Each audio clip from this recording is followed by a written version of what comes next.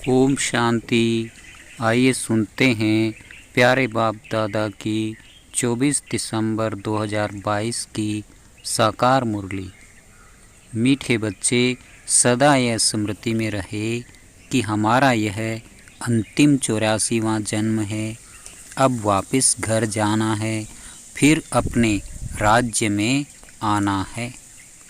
प्रश्न: बाप पक्का सौदागर है, कैसे? उत्तर: जो अभी साहूकार हैं, जिन्हें पैसे का नशा है, बाबा कहते हैं तुम यहाँ की अपनी राजाई संभालो। उनका बाप स्वीकार नहीं करता है। गरीबों को ही बाबा ऊंचे ते ऊंच बनाते हैं। गरीबों की पाई पाई सफल कर उन्हें साहूकार बना देते हैं। इसलिए बाप को पक्का सौदागर कहा जाता है। प्रश्न: बच्चों में कौन सी सुस्ती बिल्कुल नहीं होनी चाहिए? उत्तर: कई बच्चे मुरली सुनने व पढ़ने में सुस्ती करते हैं, मुरली मिस कर देते हैं। बाबा कहते हैं बच्चे इसमें सुस्त मत बनो, तुम्हें एक भी मुरली मिस नहीं करनी है। ओम शांति। बच्चों से बेहद का बाप पूछते हैं और जो भी गुरु गोसाई आदि हैं वह अपने फॉलोअर्स को बच्चे नहीं कहेंगे। आजकल तो अच्छे अच्छे जवान विद्वान भी भाषण करते हैं। वह बुजुर्ग माताएं अथवा पुरुष हैं, उनमें हिम्मत ही नहीं आएगी जो कहे कि हे बच्चों। यह अक्सर वह कह सकते हैं जो गृहस्थ व्यवहार में हो। बच्चा अक्सर फैमिली का है। बाप कह सकते हैं वह सन्यासी आदि तो फैमिली के नहीं हैं, वह निवृत्ति मार्ग वाले तो गृहस्थ व्यवहार के ख्यालात बुद्धि में नहीं आते। यह तो माता पिता है तो ज़रूर बच्चे बच्चे कहेंगे। तुम भी समझते हो बेहद का बाप हम बच्चों को बैठ समझाते हैं, पूछते हैं बच्चों तुम्हारा घर कौन सा है? परम धाम। परम धाम से कोई समझेंगे नहीं, कहना चाहिए शांति धाम, निर्वाण धाम। तुमको याद करना है अपने घर को। जानते हो बाबा आया हुआ है, हमको श्रृंगार कर घर ले जाएंगे, फिर हम सुख धाम में आएंगे। अभी तो यह है दुख धाम, इनका तुमको संन्यास करना है। यह बेहद का संन्यास शिवाय परमपिता के और कोई सिखला न सके। वह तो हद का अर्थात घर बार का संन्यास करते हैं। यह तो माता पिता है ना, माता पिता घर बार कैसे छुड़ाएंगे? उनका तो धर्म ही है निवृत्ति मार्ग का, जैसे और धर्म है आर्य समाजी, राधा स्वामी। अभी राधा का स्वामी कौन है ये कोई भी नहीं जानते हैं। वास्तव में राधे कृष्ण तो प्रिंस प्रिंसेज हैं, आपस में दोनों सखा सखी ठहरे।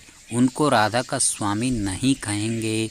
जब राधा का स्वामी बनता है फिर नाम बदलकर लक्ष्मी नारायण नाम पड़ेगा। श्री नारायण स्वामी है। हाँ, जब तक शादी नहीं की है तब तक स्वामी नहीं कहेंगे। यह समझने की बातें हैं।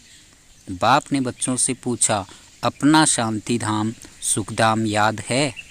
यह रावणपुरी दुख धाम है, पूरी रहने की होती है। रावणपुरी में राम सीता है नहीं। यूँ तो तुम सब सीताएं हो और बाप कहते हैं मैं हूँ राम। मुझे तुम सीताओं को रावण की जेल से छुड़ाना है।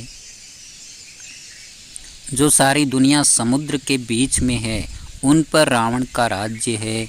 राम राज्य तो सतयुग में था जिसमें लक्ष्मी नारायण राज्य करते थे। था भारत पर राज्य, परंतु उस समय और कोई खंड न होने के कारण कहा जाता है यह भी विश्व के मालिक थे। हैं भारत के मालिक और खंडों का नाम निशान नहीं रहता, तो सारी दुनिया के मालिक ठहरे ना। और वहाँ तुम्हारा मीठे पानी पर राज्य चलता है। तो यह तुम बच्चों की बुद्धि में रहना चाहिए कि अब नाटक पूरा हुआ है, अभी वापस घर जाना है। हमने 84 का चक्र लगाया है। मनुष्यों की बुद्धि में कुछ नहीं आता, ऐसे ही सुनी सुनाई बात कह देते हैं। तुम जानते हो हम 84 का चक्र लगा कर आए हैं, अभी हमको वापस जाना है, फिर नए सिर चक्र शुरू होगा। पुरानी दुनिया कलयुग से नए सिर शुरू नहीं हो सकता, परंतु नया चक्र सतयुग से शुरू होगा। ये सब बातें तुम बच्चों को ही समझाई जाती है, परंतु कितनी बातें बच्चे भूल जाते हैं। धारण न होने कारण फिर वह खुशी का पारा नहीं चढ़ सकता। हमारा यह 84वां अंतिम जन्म है, फिर हम अपने घर जाएंगे। जब तक पवित्र नहीं बने हैं तब तक कोई वापस जा नहीं सकते। जन्म लेना ही है। जो तुम पहले पहले थे अब पिछाड़ी में हो। सब धर्म वाले अभी अंत में भिन्न नाम रूप देश काल में है। गुरु नानक जिसने सिख धर्म स्थापन किया उसकी आत्मा कहाँ है? यहाँ ही भिन्न भिन्न नाम रूप में है। सबको पूरा पाठ बजाना है। अभी तुम पुरुषार्थ कर रहे हो नई दुनिया में जाने के लिए। पिछाड़ी में सबको हिसाब किताब चुकतू कर फिर जाना है। गुरु नानक की आत्मा फिर अपने समय पर आएगी। सतयुग त्रेता द्वापर में वह आ न सके, वह आती ही है कलयुग में। अपने समय पर आकर धर्म स्थापन करेगी। नंबरवार अवतार आते हैं जो आकर अपना धर्म स्थापन करते हैं। पहला नंबर अवतार है भगवान का। अब निराकार कैसे अवतार ले बताते हैं। मैंने इस चोले का आधार लिया है। ये अपने जन्मों को नहीं जानते। शरीर तो इनका है ना, गाया भी जाता है आए देश पर आए, और सब अपने देश अपने शरीर में आते हैं। हाँ, धर्म स्थापक दूसरे के शरीर में आ सकते हैं, फिर उनका नाम होता है पवित्र आत्मा आकर प्रवेश करेगी। जो पहली आत्मा है वह धर्म स्थापन नहीं करेगी। जो आत्मा प्रवेश करेगी वही स्थापन करेगी। सीतम आदि पहले वाली आत्मा सहन करती है। जैसे क्राइस्ट की आत्मा आई, वह तो सतो प्रधान थी, उनको कुछ सहन नहीं करना है।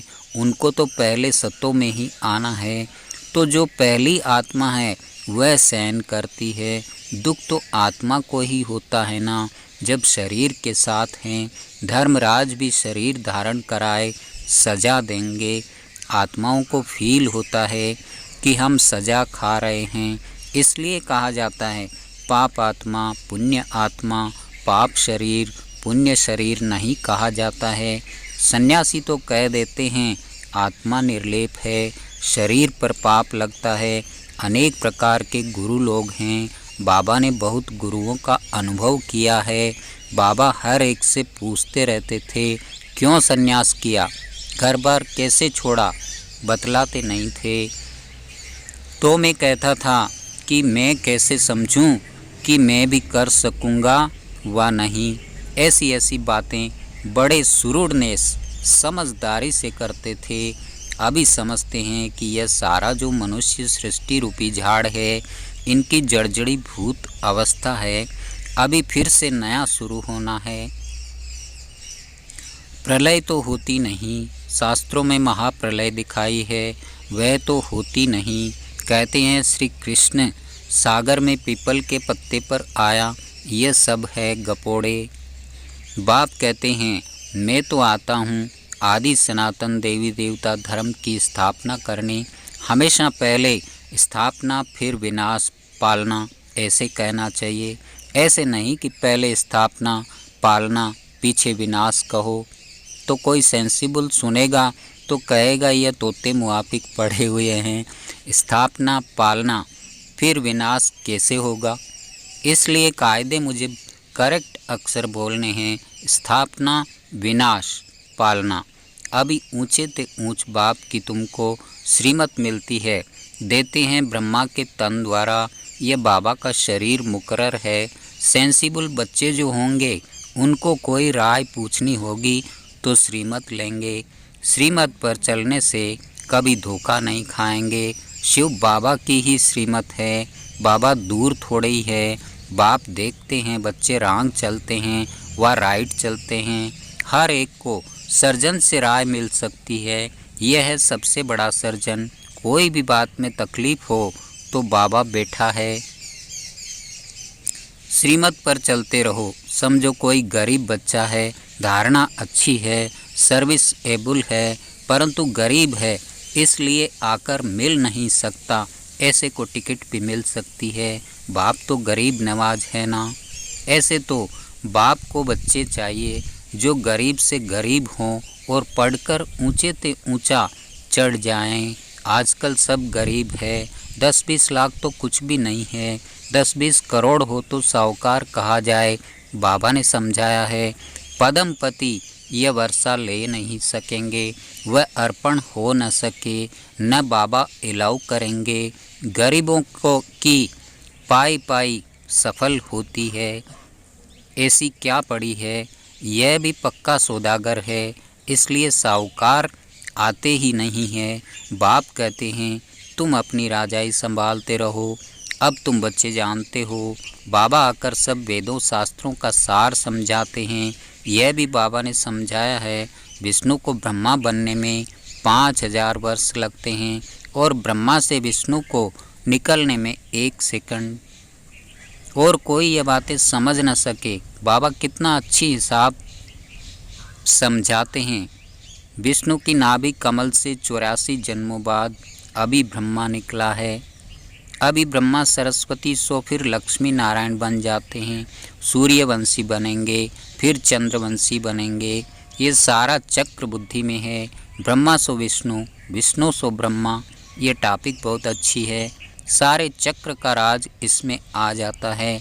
ये सब बातें सेंसिबल बच्चे अच्छी रीति धारण कर सकेंगे और पॉइंट लिखते करेक्ट करते रहेंगे। भाषण जब करते हैं कोई को याद नहीं रहता तो कागज़ सामने रहते हैं। तुम बच्चों को ओरली समझाना है। बैरिस्टर लोग बहुत अभ्यास करते हैं, फिर दूसरा वकील आर्ग्यू करेंगे तो किताब खोल कर देखेंगे, फिर बोलेंगे जज साहब देखो फलानी लॉ बुक में यह है, या फिर कहेंगे फलाने बुक में यह है। उन्हों के पास बहुत पॉइंट्स रहती है। इंजीनियर की भी बुद्धि चलती रहती है। तो हमको ऐसे ऐसे प्लान्स बनाने हैं, तुमको भी विचार चलाना है। टॉपिक की लिस्ट बनानी चाहिए, इस पर यह पॉइंट समझाएंगे, फिर सारी नॉलेज बुद्धि में आ जाएगी। फिर एक्यूरेट भाषण करेंगे। अचानक भाषण करेंगे तो गड़बड़ होगी। यह भी नंबर वार प्रैक्टिस है। तब तो जो तीखे हैं उनको बुलाते हैं, आकर भाषण करो। समझते हैं ये बड़ी बहन है, भाइयों में जगदीश होशियार है तो कहेंगे यह बड़ा भाई है, तो फिर रिगार्ड पूरा रखना चाहिए। फिर बड़े का काम है छोटों को सिखाना। स्कूल में मैनर्स भी सिखलाने हैं, इसमें भी मैनर्स अच्छे चाहिए। देवी गुण धारण करने हैं, मूडी नहीं बनना है। कभी मीठा कभी कैसा, वह फिर सर्विस नहीं कर सकते। बहुत मीठा बनना चाहिए, बहुत प्यार से किसको समझाना है, तब अच्छा पद मिल सकता है। सभी को राजी करना है। ये तो जानते हो बाबा आकर सभी मनुष्य मात्र को खुश करते हैं। सर्व के सद्गति दाता, सर्व को सुख शांति देने वाला है। प्रेम का सागर, सुख का सागर है। तुम्हारा बाप है तो बाप जैसा मीठा बनना पड़े। तुम कल्प कल्प बाप का शो निकालते हो। शिव शक्ति पांडव सेना, तुम स्वर्ग की स्थापना करते हो। टाइम लगता है जब तक आसुरी गुण बदल देवी गुण बन जाएं। आत्मा पर जो जंग चढ़ी हुई है वह कैसे निकलेगी? योग बल से। जितना बाबा की याद में रहेंगे उतना कट उतरती जाएगी। बच्चों को मुरली एक भी मिस नहीं करनी चाहिए। बहुत बच्चे सुस्त हैं जो कभी मुरली भी नहीं पढ़ते हैं। मुरली में बहुत अच्छी अच्छी पॉइंट्स निकलती है, तो कभी भी मुरली मिस नहीं होनी चाहिए। परंतु बाबा जानते हैं अच्छे अच्छे बीके भी मुरली की परवाह नहीं करते, समझते हैं हम होशियार हैं। अच्छा, मीठे मीठे सिकिलधे बच्चों प्रति माता पिता बाप दादा का याद प्यार और गुड मॉर्निंग। रूहानी बाप की रूहानी बच्चों को नमस्ते। हम रूहानी बच्चों की रूहानी बाप दादा को याद प्यार और नमस्ते। धारणा के लिए मुख्य सार सभी को राजी करना है, मूडी दिमाग वाला नहीं बनना है, बहुत बहुत मीठा बनना है, अच्छे मैनर्स सीखने और सिखलाने हैं। दूसरा, हर कदम पर सुप्रीम सर्जन से राय लेनी है, श्रीमत पर चलते रहना है, सेंसिबल बन हर पॉइंट्स स्वयं में धारण करनी है। वरदान, त्रिकालदर्शी स्थिति में रहे ड्रामा के हर समय के पार्ट को देखने वाले मास्टर नॉलेजफुल भव। त्रिकालदर्शी स्थिति में स्थित रहकर देखो कि हम क्या थे, क्या हैं और क्या होंगे। इस ड्रामा में हमारा विशेष पार्ट नोंधा हुआ है। इतना स्पष्ट अनुभव हो कि कल हम देवता थे और फिर कल बनने वाले हैं। हमें तीनों कालों की नॉलेज मिल गई। जैसे कोई भी देश में जब टॉप पॉइंट पर खड़े होकर सारे शहर को देखते हैं तो मज़ा आता है, ऐसे संगम युग टॉप पॉइंट है। इस पर खड़े होकर नॉलेजफुल बन हर पार्ट को देखो तो बहुत मज़ा आएगा। स्लोगन, जो सदा योग युक्त हैं उन्हें सर्व का सहयोग स्वतः प्राप्त होता है। ओम शांति, ओम शांति।